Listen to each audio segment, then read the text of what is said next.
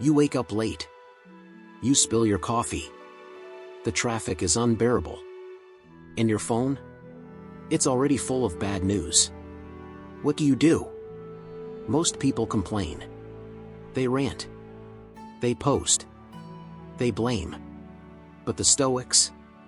They remain silent. Composed. Unshaken. Why? Because they understood something most people don't. Complaining doesn't change the world. It only changes you. And not for the better. Marcus Aurelius, Emperor of Rome, the most powerful man in the world, once wrote, "You have power over your mind, not outside events. Realize this, and you will find strength." Think about that.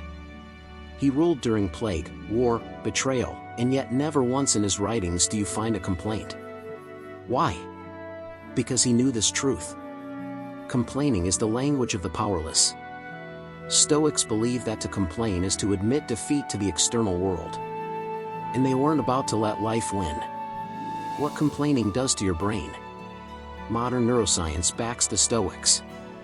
Every time you complain, your brain reinforces neural pathways associated with negativity. You literally train your brain to find problems, even where there are none. Dr. Travis Bradbury found that frequent complaining shrinks the hippocampus, the part of the brain critical to problem-solving and emotional regulation. In other words, the more you complain, the more powerless and reactive you become. Viktor Frankl and the ultimate test. In the darkest place on earth, Auschwitz, a man named Viktor Frankl was stripped of everything. His family. His freedom. His dignity. But he didn't complain. Instead, he found meaning. Even in suffering. He later wrote, "Everything can be taken from a man but one thing, the last of the human freedoms, to choose one's attitude in any given set of circumstances." Frankl wasn't a Stoic. But his soul echoed their philosophy. The Stoic toolkit: respond, don't react. When something goes wrong, a Stoic doesn't ask, "Why me?" They ask, "What now?" They don't look for someone to blame. They look inward, for strength, for perspective, for growth. Epictetus taught, "It's not what happens to you, but how you react to it that matters." The Stoic response isn't weakness. It's radical responsibility. It's owning your reaction in a world you can't control. Why complaining feels good, but isn't? Let's be honest. Complaining feels good. Temporarily. It gives you a sense of righteousness. Of control. But it's a lie. It's emotional junk food. Tastes good in the moment. But leaves you mentally malnourished. You might win sympathy. But you lose discipline. The power of the pause. Seneca once said, "He is most powerful who has power over himself."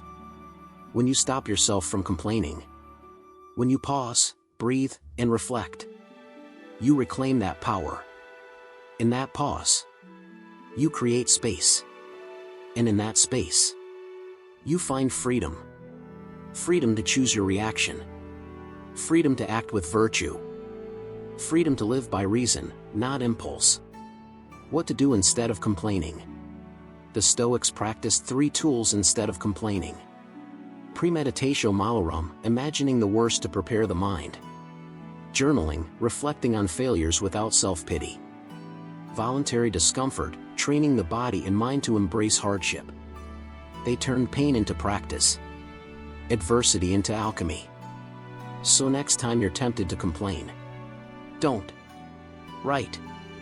Walk. Breathe. Respond. Becoming antifragile. The Stoic doesn't just survive hardship. They grow from it. They become antifragile. Stronger with every blow. Sharper with every setback. When the storm hits, they don't curse the wind. They adjust the sails. Because they know, complaining builds nothing. Action builds everything. You are the flame. You are not a victim of the world. You are the fire. As Marcus Aurelius wrote, The blazing fire makes flame and brightness out of everything that is thrown into it. Even the worst day. Even the deepest wound. So next time life tests you, don't post about it. Don't whine. Don't fold. Stand tall. Breathe deep. And let the world see what happens when you stop complaining.